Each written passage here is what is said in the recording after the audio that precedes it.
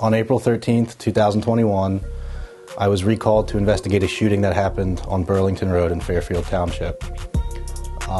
During that investigation, we learned that a certain residence was targeted on Burlington Road, and we found multiple shell casings in the roadway in front of the residence, damage to the property around the residence from bullet holes, and just kept going down the road and kept finding shell casings. And we kept going until we got about 3.5 miles away. This shooting happened at 4 o'clock in the afternoon.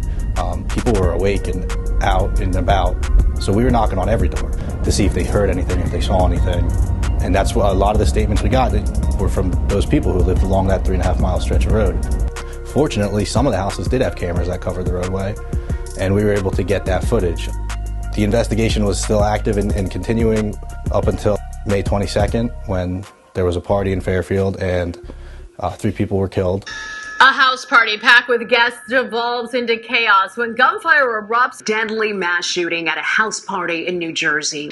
State police are investigating reports of a mass shooting at a home in Fairfield Township. A house party turned into a night of horror in Cumberland County. There's a lot of gunfire at the party in Fairfield, which resulted in us finding a lot of shell casings. They were all collected as evidence, and ultimately, when compared by the ballistics unit and entered into the NIBIN, those .45 caliber casings that were fired on May 22nd at the party matched the .45 caliber casings I had recovered on April 13th at Burlington Road. NIBIN is what connected April 13th to May 22nd. Without NIBIN, we didn't have that connection. I collected video from a convenience store. The video was reviewed by myself and other members of CIO and the Major Crime South unit. And in reviewing that video, we observed a very specific vehicle that I immediately recognized to be the same vehicle that was involved in my April 13th shooting. The person who initially opened fire at the intended target was driving that car. We continued to watch the video and we saw a specific individual get out of the car.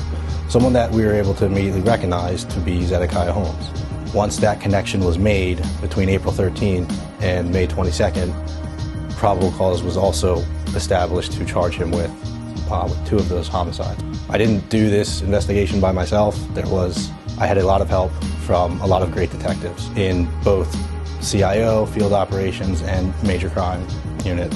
It was a good feeling because everybody spent a lot of hours and a lot of time, a lot of work, time away from their kids and families to work these cases. And so to get to that point where we could make an arrest for that April 13th one was a great feeling for everyone.